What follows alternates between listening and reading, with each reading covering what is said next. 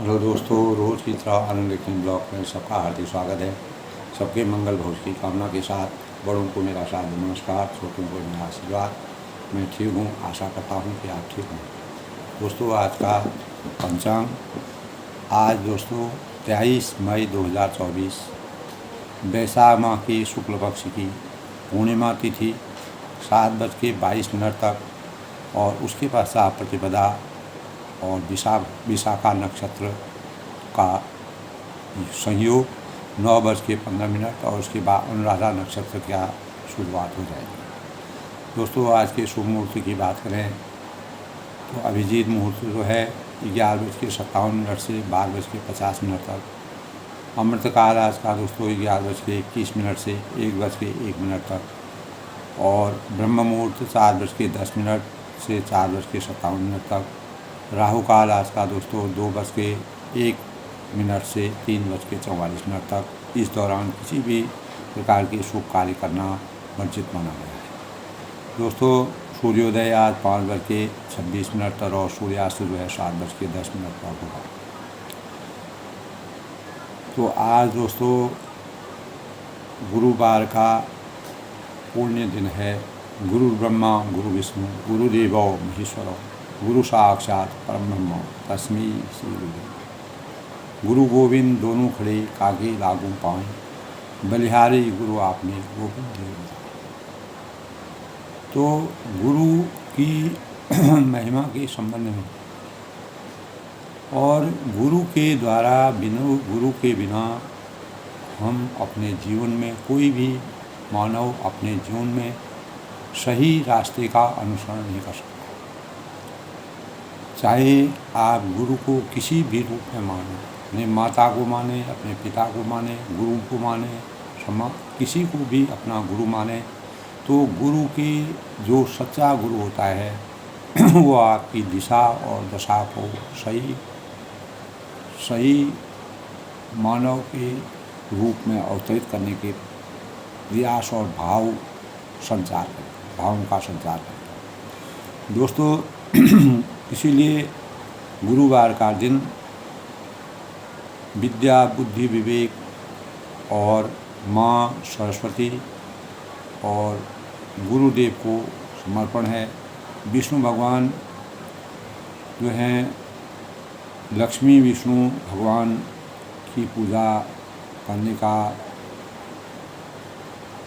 हमारी धार्मिक मान्यताओं में दोस्तों अनेक भावों से भगवान की पूजा की जाती है। विष्णु भगवान जो है हमारे जीवन में शांति और शांति के द्योतक होते हैं। तो हमारी धार्मिक मान्यताओं के अनुसार गुरुवार का दिन भगवान विष्णु को समर्पित आध्यात्मिक उन्नति के साथ धन समृद्धि की प्राप्ति हमें होती है। प्रत्येक जातक को होती है, प्रत्येक उपासक को होती है। तो गुरुवार की दिशा ईशान होती है। दोस्तों, ईशान दिशा में परमात्मा और अनेक प्रकार के देवी देवताओं का वास कहा जाता है।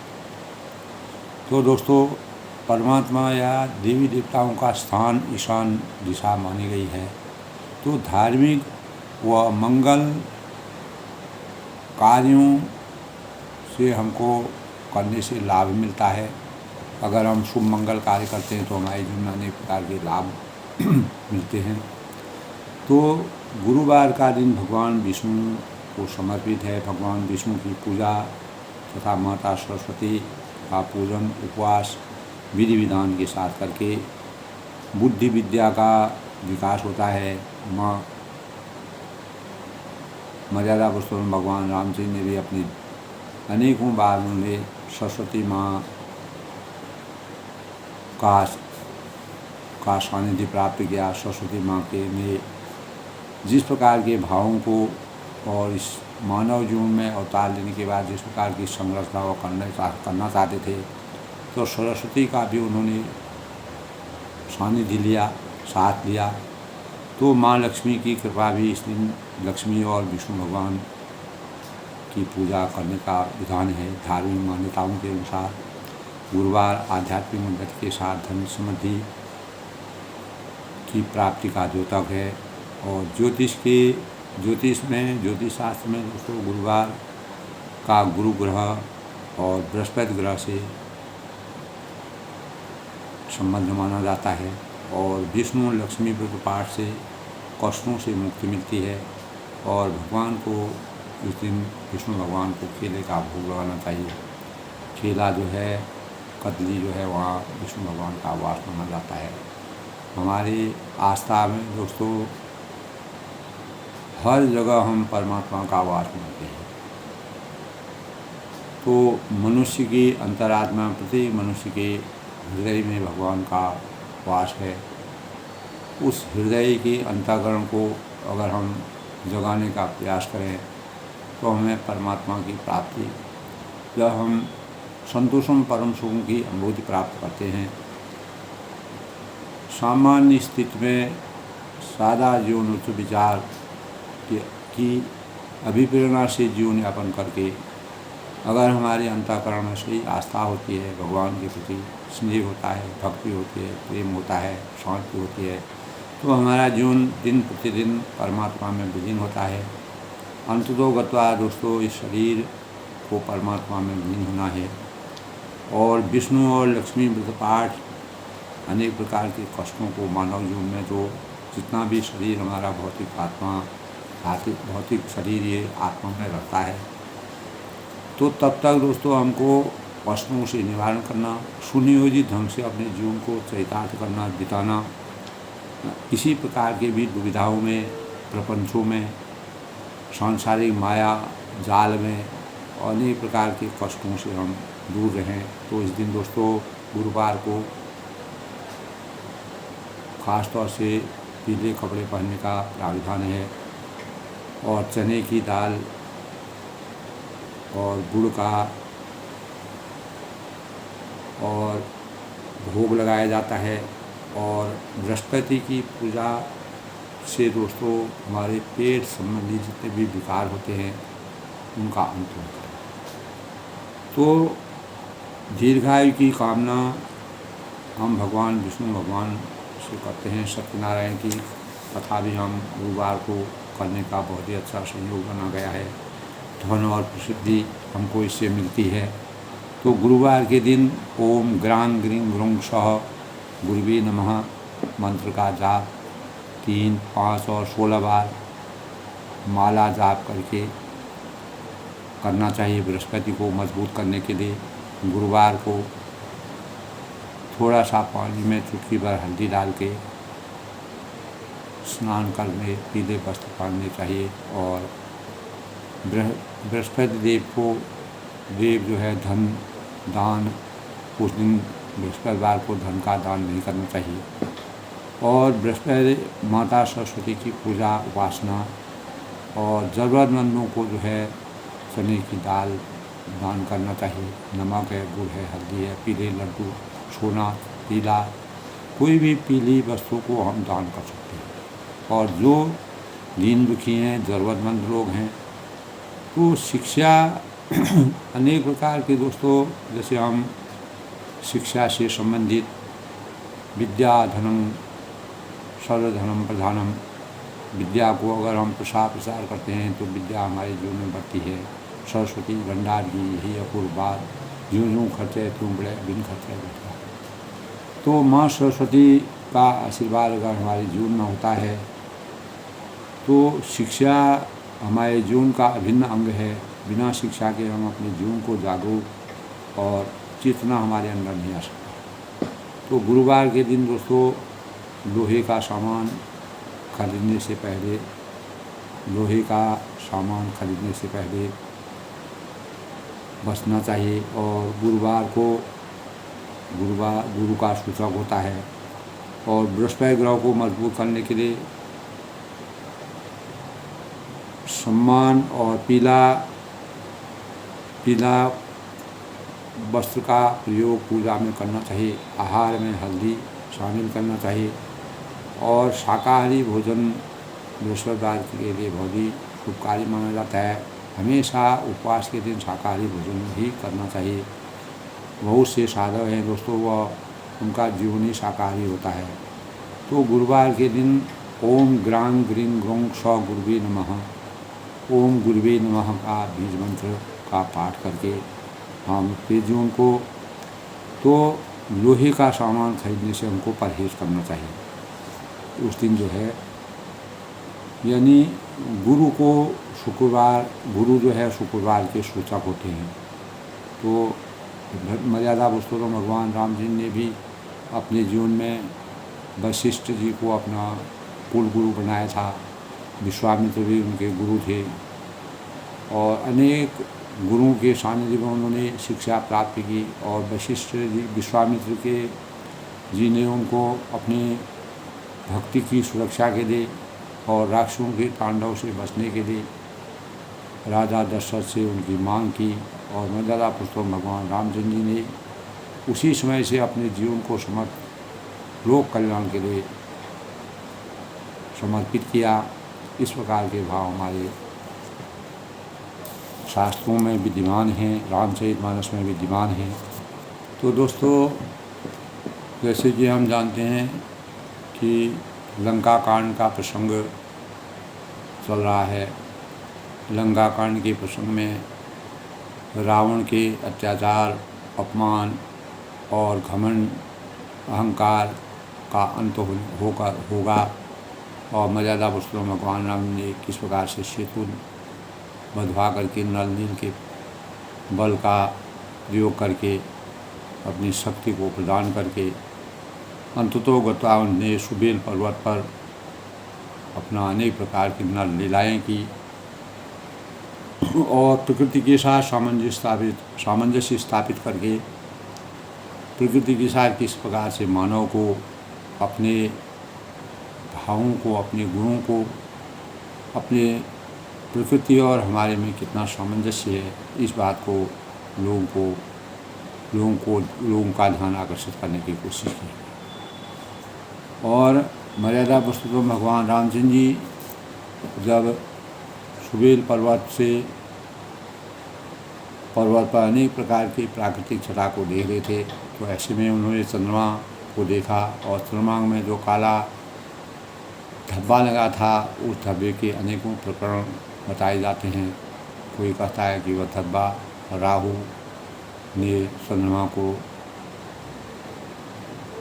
प्रताड़ित किया था। कुछ लोग कहते हैं कि पृथ्वी और सूर्य के बीच में पृथ्वी आ जाती है, चंद्रमा और सूर्य के बीच में, तो तब चंद्रमा का स्वरूप काला हो जाता है। लेकिन हनुमान जी ने इस बात को दूसरे भावों से कहा। उन्होंने कहा और रामचंद्र ने कहा कि चंद्रमा की 26 प्रकार की है। जैसे सिंह जो है रात के अंधेरे में अपार शोभा की ज्योति से प्रकाशित है। तो सब ने अपने भाव कहे, किसने कुछ कहा चंद्रमा में धब्बा क्यों लगता है, चंद्रमा काला क्यों होता है। तो इतने में जो है हनुमान जी ने कहा कि चंद्रमा जो है आपका दास है और चंद्रमा इसलिए दास है कि आपका जो श्याम वर्ण है, तो वह श्याम वर्ण जो है चंद्रमा को, उस श्याम वर्ण को बहुत ही भाता है और उसी श्याम वर्ण को भाने के कारण उन्होंने अपने हृदय में, अपने जीवन, अपने शरीर में इस प्रकार से अपना वर्ण जो है श्यामल बनाया। तो मर्यादा पुरुषोत्तम भगवान राम ने हनुमान जी के इस प्रकार के भावों को सुन करके सुजान श्री रामचंद्र जी हंसे। उन्होंने कहा चंद्रमा के भावों का इन्होंने कितने प्रकार से प्रयोग कर दिया। मेरे सांवले वर्ण के होने से चंद्रमा ने अपना स्वरूप सांवला बना दिया। यानी इस प्रकार से वो मुस्कुराते रहे और अंतर्यामी थे दोस्तों। और दक्षिण दिशा की ओर देखकर जब कृपा निधान मर्यादा पुरुषोत्तम भगवान राम जी सुबीर पर्वत पर दक्षिण दिशा की तरफ देखते हैं, तो तब वह कहते हैं देख विभीषण दक्षिण आशा घन घमंड दामिनी विलासा मधुर मधुर गर्जय घन घोरा हो वृष्टि जन उपल कठोरा। तब इस बार का दृश्य वह देखते हैं। उस दृश्य में वह विभीषण से कहते हैं कि दक्षिण दिशा की ओर देखो, बड़ा ही भयावह दृश्य दिखाई दे रहा है।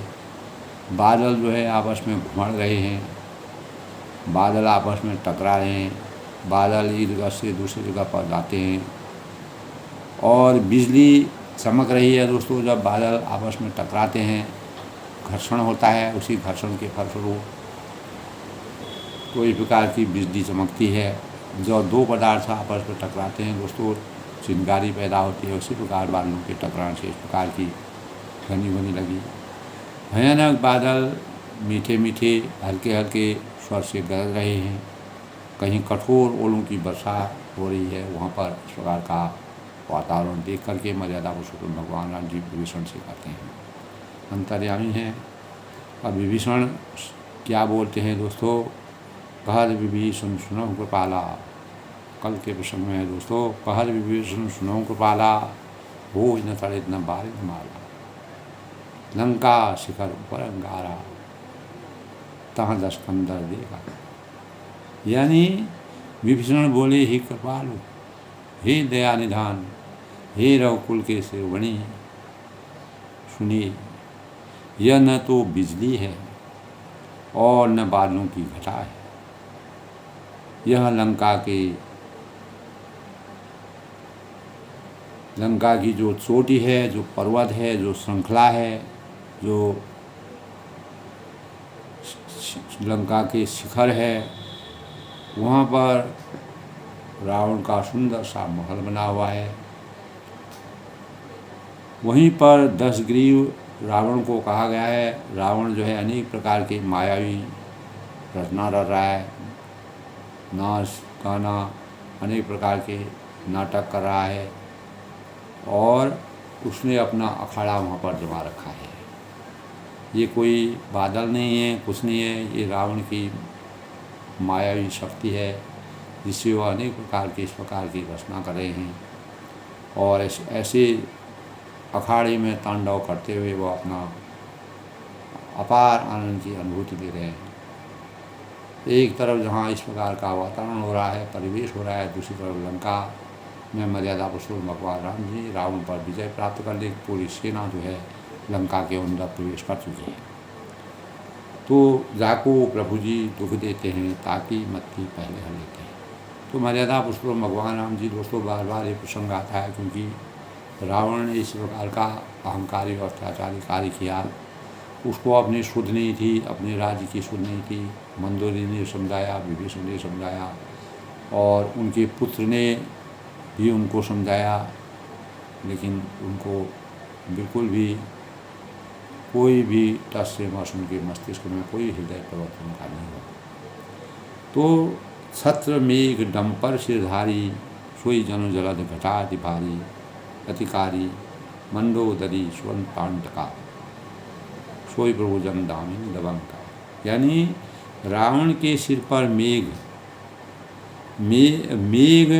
डंपर यानी बादलों के डंपर जैसा विशाल जो है वह विशाल और काला जो है विशाल और काला छत्र धारण कर उसने कर रखा है। अपनी पूरी सुरक्षा के साथ उसने अपना आवरण चोला पहन रखा है। वहीं मानो बादलों की अत्यंत छोटी घटा है और मंदोदरी के कानों में जो कर्णफूल हिल रहे हैं वे जो हैं प्रभु मानो बिजली की चमक के समान चमक रहे हैं। इस प्रकार की आभा का वर्णन। तो बाजें ताल मृदंग अनुपा, सोई रहो मधुर सुनो सुरूपा, प्रभु मुस्कान समुझ अभिमानो, चाप चढ़ाए वाण। तब हे देवताओं के सम्राट, तब कहते हैं कि हे देवताओं के सम्राट, सुनिए अनुपम ताल मृदंग वहाँ बोल रहे हैं। अनेक प्रकार की वहाँ पर नाटक हो रहे हैं। रावण मायावी शक्ति में लीन है, अनेक प्रकार की छवि वहाँ पर अप्सराओं को नचा रहा है, अपना रासलीला खेल रहा है और अपने आप में ही वह मस्त मगन है। तो वही मधुर गर्जन की ध्वनि सुनाई दे रही है आपको, वह मृगों का गर्जन महसूस हो रहा है। रावण ने इस प्रकार का परिवेश वहाँ पर बना रखा है। रावण ने अपने अय्यासी और अपने महत्वाकांक्षा को इस प्रकार से अनेक प्रकार के अभिलाषाओं में, अपेक्षाओं से अपने जीवन को, वृत्तांत को उसने इस प्रकार से रखा है कि वह जो है ऐसे वातावरण में रहने वाला व्यक्ति कभी भी साधना और भक्ति के भावों को नहीं पा, क्योंकि राक्षसी माया से वह पूरा ग्रस्त हो गया। तो दोस्तों, रावण का अभिमान समझकर प्रभु मुस्कुराए। उनको आश्चर्य हुआ कि एक तरफ जहाँ पूरी सेना यहाँ पर आ गई है, रावण जो है दिन पर दिन कुछ न कुछ बुराइयाँ ही मोल ले रहा है। तब उन्होंने धनुष चढ़ाकर उस पर बाण का, तब मर्यादा पुरुषोत्तम भगवान राम जी को गुस्सा आया कि एक प्रकार से जिस राजा के राज्य में प्रजा पूरी दुखी होती है, वो राजा नरक का अधिकारी होता है, इसको तो नरक में डालना चाहिए। क्योंकि यहाँ की प्रजा भले राक्षस हैं, लेकिन कुछ इसमें अच्छे भी होंगे। दोस्तों, गेहूं के साथ घूम भी पीस जाते हैं। अच्छे व्यक्तियों, बुरे व्यक्तियों के साथ अच्छे व्यक्ति भी मिल करके उनका भी अस्तित्व, वह भी अस्तित्व विहीन हो जाते हैं। तो रावण के राज्य में अनेक प्रकार के जैसे विभीषण जैसे लोग थे, और रावण के खुद पुत्र जिन्होंने उनको सलाह दी, मंदोदरी ने उनको सलाह दी, अनेक तीर्थधारक ने उनको सलाह दी। तो अनेक प्रकार के लोगों ने जो वहाँ के मर्यादा पुरुषोत्तम भगवान राम की भक्ति और उनके स्वरूप, उनके एक बंदर के प्रभाव को देख करके वो सब भयभीत हो गए थे। लेकिन रावण के अंतःकरण में किसी प्रकार का परिवर्तन नहीं है। तो छत्र मुकुट तांडव सपौ हते एक ही बार। तब मर्यादा पुरुषोत्तम भगवान राम को गुस्सा आया। उन्होंने एक ही बाण मारा और पूरा जो वहाँ का परिवेश था, जो छत्र था, मुकुट था और ताटंग जो मंदोदरी का जो कानों में जो पहना हुआ था, वह जो है कानों में जो कर्णफूल पहना हुआ था, उसका जो उसकी छटा उतनी दूर तक दिखाई दे रही थी, वह पूर्ण रूप से अस्त व्यस्त हो गई। तब सारी राक्षस जो भी वहाँ पर तांडव कर रहे थे, यानी अनेक प्रकार के इस प्रकार के अखाड़ा को देख करके सब लोग हतस्तप हो गए और वहाँ पर सन्नाटा छा गया। मर्यादा पुरुषोत्तम भगवान राम जी अपने सबकी बाण वहाँ पर मारा, उसी बाण से सब अस्त व्यस्त हो गए और सबको आश्चर्य हो गया कि ऐसा रावण के जीवन में कभी नहीं हुआ था, लेकिन अब रावण जो है उसको भी भोग रहा है। तो ऐसा कौतुक करे राम सर प्रवेश आय निशम, यानी इस प्रकार से चमत्कार करके श्री राम जी ने ही बाण से रावण को एक प्रकार से संकेत दिया और उसकी समझ में ही नहीं आया कि ये आखिर हुआ तो कैसे हुआ, अभी उसको पूरा ज्ञान नहीं है। तो महान रंग में भंग करके रावण की सारी जो सभा थी वह भयभीत हो गई, सबको भय व्याप्त हो गया। तो दोस्तों, भय हमारे जीवन के लिए, जब इंसान को भय हो जाता है तो जब हमारे चित्त में दोस्तों, जब हम दैनिक प्रक्रियाओं में, इससे पहले दोस्तों मैंने बताया था कि हमारी जो दैनिक प्रक्रियाएं होती हैं, तो हमारा जो चित्त होता है, इस चित्त में उस दैनिक क्रियाओं का लेखा जोखा होता है और उसी लेखा जोखा को हम अपने जीवन में उनका समुचित आंकलन करते हैं। जब हम शांति की अवस्था होते हैं, विश्राम की अवस्था में होते हैं, जब सब कुछ कार्य करके हम अपने शांत ध्यान से पूरे दिन की प्रक्रियाओं को देखते हैं, तो हमारे चित्त में उनका गणित चलता है, उनका लेखा जोखा जो है, उनका अच्छी और बुरे जो किया है का लेखा। तब रावण के अंतःकरण में, चित्त में पूरा जो उसने उस दिन किया था, उस दिन का पूरा जो है भाव उसके अंतःकरण में, उसके चित्त में आने लगा और वह इस प्रकार से मौज मस्ती करके अनेक प्रकार के इस प्रकार के कार्य कर रहा था। तो दोस्तों, मुसीबत इंसान जो है खुद अपने लिए पालता है। मुसीबतें कोई ऐसा नहीं है कि किसी परमात्मा द्वारा प्रदत्त कोई चीज़ें हैं। हम अपने लिए मुसीबतों को खुद ही खड़ा करते हैं और हम अपने लिए अच्छा रास्ता और बुरा रास्ता खुद प्रशस्त करते हैं। तो इस संसार में दोस्तों ऐसा कोई मनुष्य नहीं है जिसे जीवन में कभी मुसीबतों का सामना न करना पड़ा। जिस प्रकार से दिन के बाद रात्रि का आना स्वाभाविक है, उसी प्रकार सुख के बाद दुख का आना अनिवार्य है। दोस्तों, यदि दुख की अनुभूति न हो तो सुख में आनंद ही कैसे मिलेगा। हम सुख का अनुभव ही नहीं कर सकते हैं। अगर हमको कोई चीज़ प्राप्ति होती है तो हम उसका असली आनंद रस नहीं ले सकते। तो इसी प्रकार सुख में आनंद का आस्वादन होना तभी संभव है जब दुख का पूर्ण साथ यानी दुख को हम बुरा भले ही कहें, पर वस्तुतः वही प्रगति का वास्तविक केंद्र है। हमारे उत्थान का, हमारी सफलता का सबसे बड़ा केंद्र, सबसे बड़ा उपकरण है। तो जिसने शरीर धारण किया है संसार में, उसे सुख दुख दोनों का अनुभव करना ही होगा। तो शरीरधारियों को केवल सुख का केवल दुख कभी प्राप्त न हो, ये संभव नहीं हो सकता। तो जब यही बात है तो फिर दुख में इतने उद्विग्न हम क्यों होते हैं। अगर हमको सुख की अनुभूति ही नहीं है तो दुख का एहसास ही हमको कभी नहीं हो सकता है। तो जिन्होंने दोस्तों इस रहस्य को जान लिया, इसके मर्म को जान लिया, तो वही लोग इस संसार में महान हैं। तो प्रभु ने यह पूरा सृष्टि को रचा है। जो चीज़ प्रभु द्वारा बनाई गई हो वह तो सदैव कल्याणकारी ही होगी। और माँ अपने बच्चे को असाधारण प्रेम करती है, विशेष रूप से प्रेम करती है।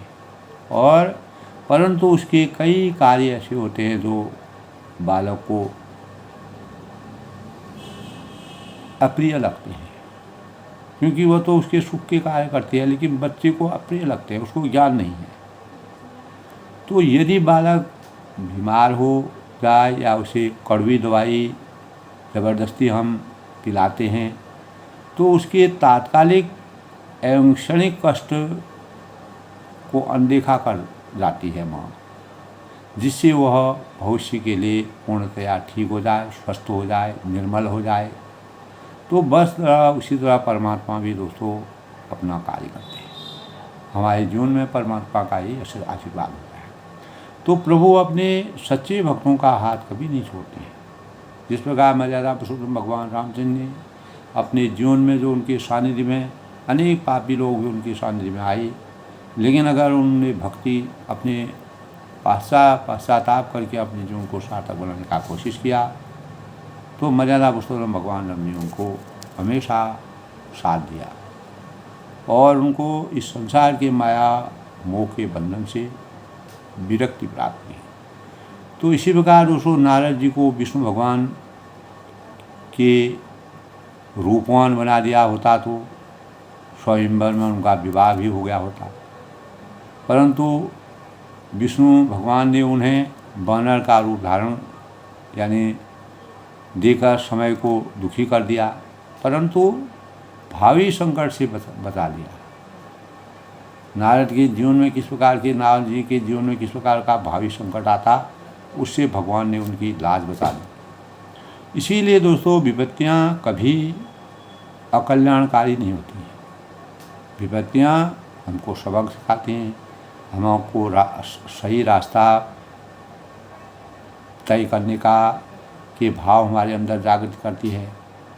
तो विपत्ति हमारे ही विश्वास की कसौटी है और हमारे अपने ही कर्मों का फल है।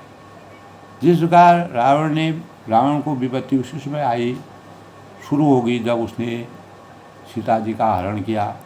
उसके बाद विभीषण हनुमान जी को की पूंछ में आग लगवाई और तीसरा जब उसने जो है मंदोदरी का कहना नहीं माना और विभीषण को भी अपमानित करके वहाँ से अपने राज्य से दूसरे राज्य में रामचंद्र की शरण में भेज दिया। तो यहीं से उसकी विपत्ति शुरू हो गई। तो विपत्ति हमारे ही विश्वास की कसौटी है और हमारे अपने ही कर्मों का फल है। तपस्वी लोग, जो भक्त होते हैं, तपस्वी होते हैं, प्रबुद्ध लोग होते हैं, ज्ञानवान लोग होते हैं, कष्टों को प्रबलपूर्वक अपने ऊपर आमंत्रित करते हैं। वह कष्टों को झेलने की शक्ति रखते हैं, चुनौतियों का सामना करने की उनके अंतःकरण में जगह होती है। विपत्ति से घबराना नहीं चाहिए, लेकिन मर्यादा पुरुषोत्तम भगवान राम जी 14 साल के वनवास के दौरान जब सीता का हरण हुआ था, सीता जी का, तो उनको बहुत, यानी परमात्मा के लिए इस प्रकार का होना बहुत बड़ी बात है, लेकिन उन्होंने उसको भी सहन किया। और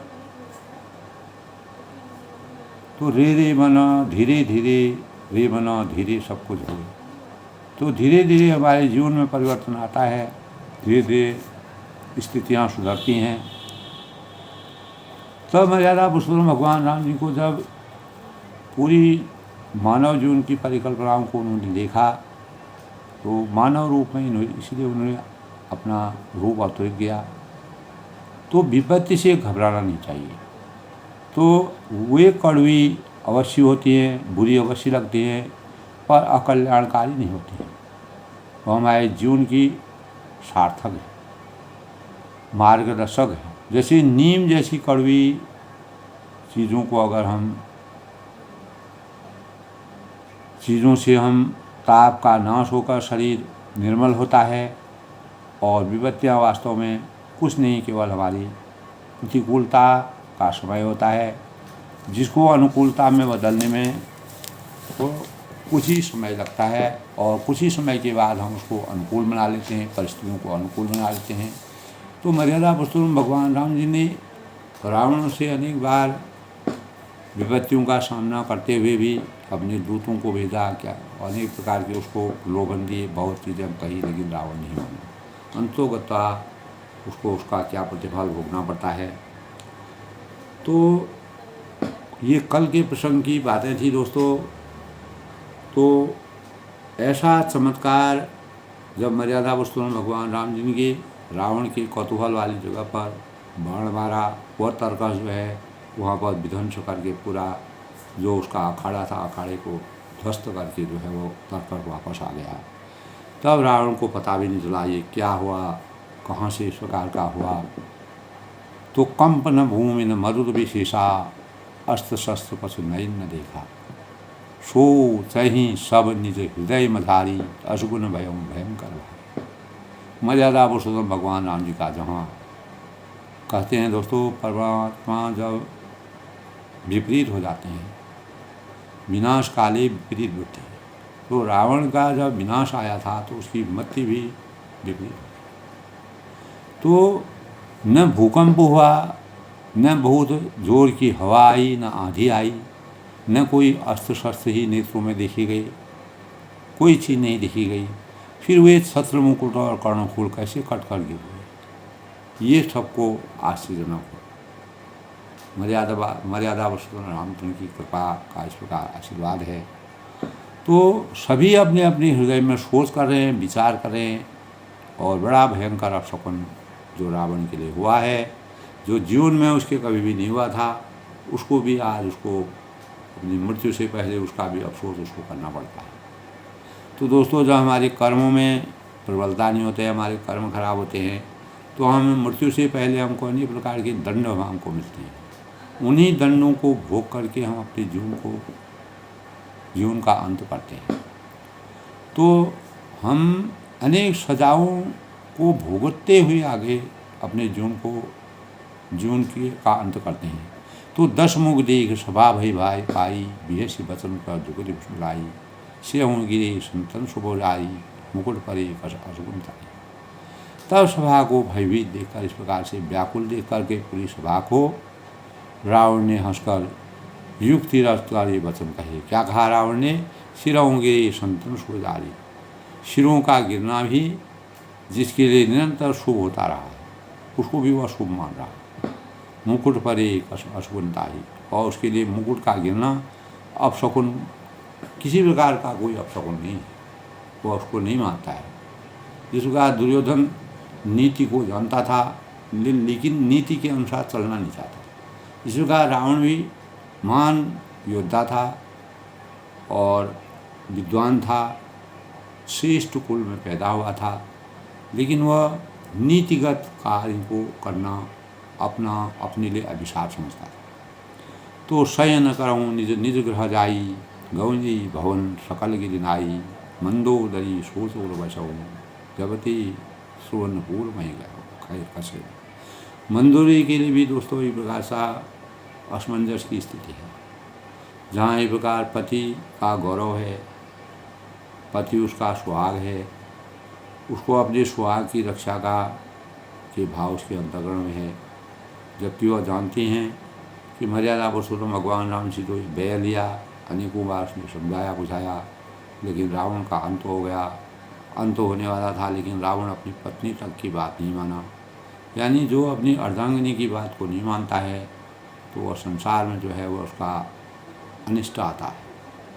तो सही न करऊँ, अपने अपने घर जाकर यानी जाकर सो रहो, डरने की कोई बात नहीं, इस प्रकार के भाव रावण ने कहे।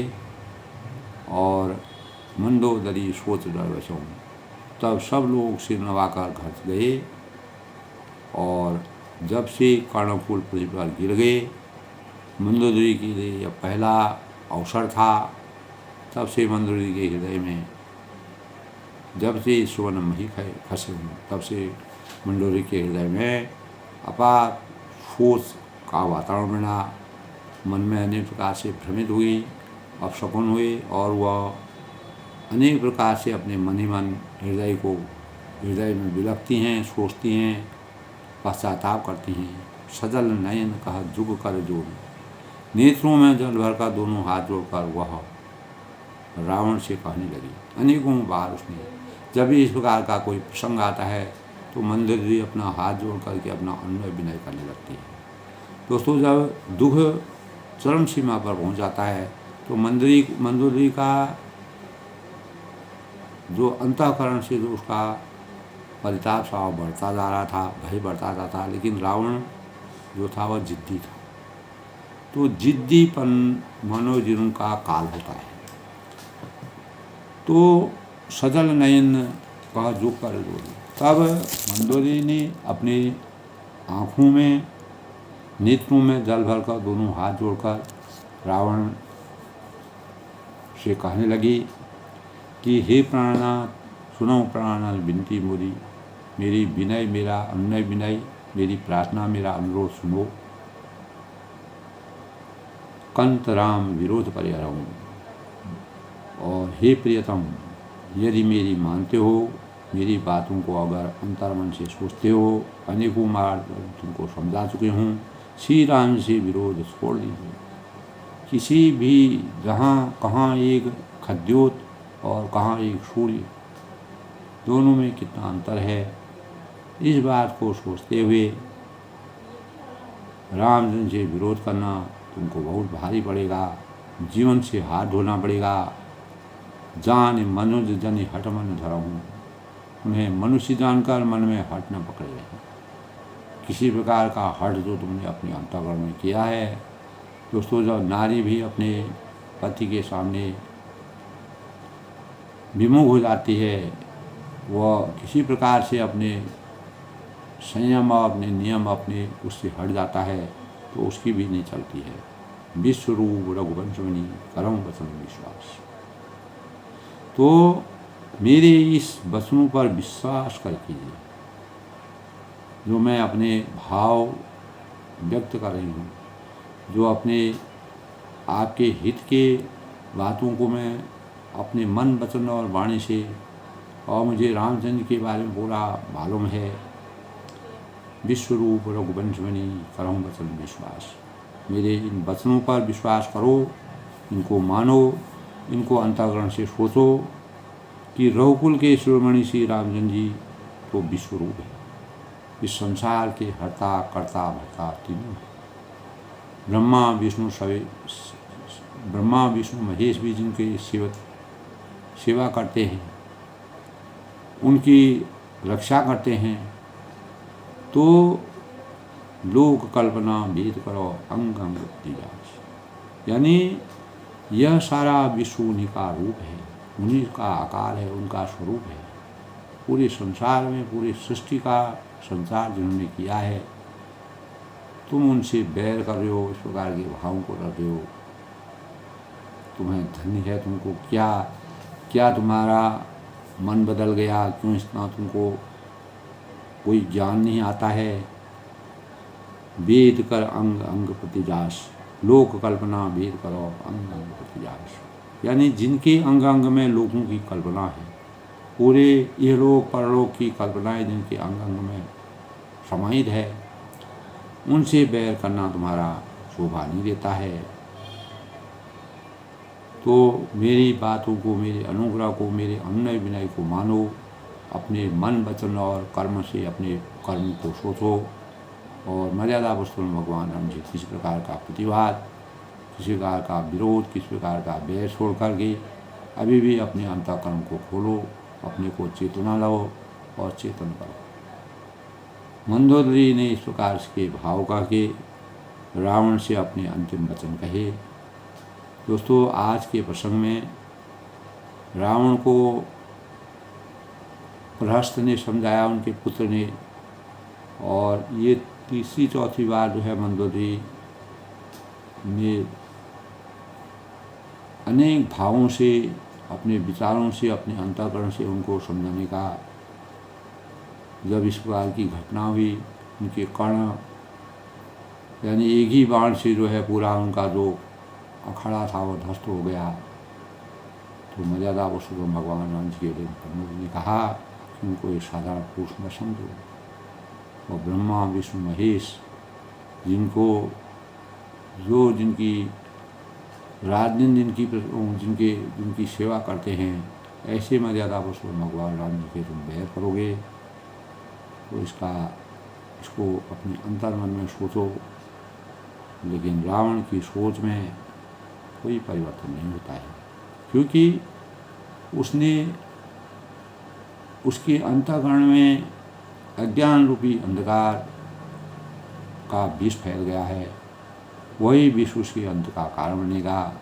अंधतोगता मंदोदरी भी अपने अनेक प्रकार से विचार विमर्श करते हुए, समझाते हुए, बुझाते हुए, अपने ज्ञान के भावों को कहते हुए थक जाती हैं, लेकिन रावण को कोई असर भी नहीं पड़ता है। दोस्तों, आज के प्रसंग में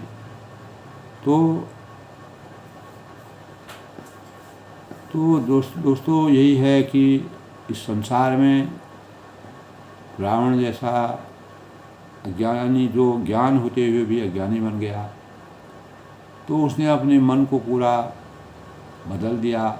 विनाश काले विपरीत बुद्धि, उसकी बुद्धि जब विनाश का समय होता है, पूरी लंका ध्वस्त हो जाती है, लंका समाप्त हो जाती है, तब उसकी विपरीत जो है बुद्धि जो है विपरीत हो गई। तो प्रभु की कृपा भयोश का जो जन्म हमारा फल था, जो भगवान की अनुकंपा वानर सेना में सब पे हुई, और रावण का जिस प्रकार के जो है विनाश काले विपरीत बुद्धि, उसके अन्यायी, अत्याचारी, अभिमानी, अज्ञानी, असत्य और अनीति पर चलने वाला रावण अपनी बुद्धि को नहीं छोड़ता है, अपने भावों को नहीं सोचता है, ज्ञान होते हुए वह अज्ञानी बन जाता है। तो दोस्तों, इस संसार में अगर जीवन को सकारात्मक दिशा की ओर ले जाना है, तो मंदोदरी ने जिस प्रकार के भाव, अपनी परिधि की सुरक्षा के लिए भाव कहे, अगर जो नीति की, मर्यादा की और आदर्श भावों को जानता है, वही अपने जीवन को साकार कर सकता है। तो मंदोदरी ने अपने अस्तित्व की रक्षा के लिए इस प्रकार के भाव कहे, तो भगवान की कृपा उन पर है। लेकिन रावण का अंत में जो है दोस्तों, इस सृष्टि में बुराई और अच्छाई के बीच की जो कड़ी होती है, उसी कड़ी के से हमको क्या ज्ञान मिलता है, किस प्रकार के अज्ञान से हम ज्ञान की तरफ बढ़ते हैं। अगर हम ज्ञान से अज्ञान की तरफ बढ़ते हैं तो हमारा जीवन जिस प्रकार रावण का अंत हुआ वही कारण बनता है। सब लोग सुखी रहें, खुश रहें, इसी प्रकार रामचरित मानस का जिस प्रकार से तुलसीदास जी ने इस प्रकार का सजीव वर्णन किया है दोस्तों, जीता जागता वर्णन किया है। ऐसे प्रसंगों को हम सुने और अपने चेतन में गलत कार्यों से अपना बचाव करते हुए अपने जीवन को सार्थक बनाने का प्रयास करें। यही रामचरित मानस से हमको प्रेरणा मिलती है।